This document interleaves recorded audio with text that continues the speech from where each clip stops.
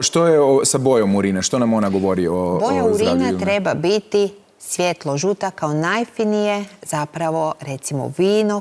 Naravno, kada je urin taman, onda treba posumnjati i doći na daljnju obradu.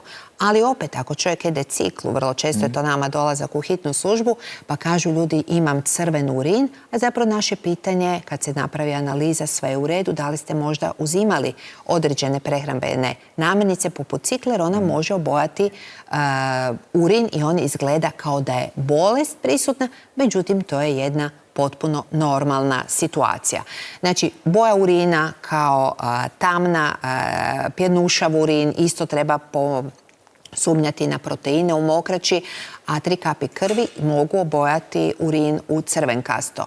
Tako da to su one stvari na koje treba misliti pri analizi urina i naravno urinarna infekcija uvijek je taman, gusti urin. I tu je dobro za reći da je urin primarno sterilna tekućina, nije prljava tekućina, osim ako nije infekt nekakav u pozadini.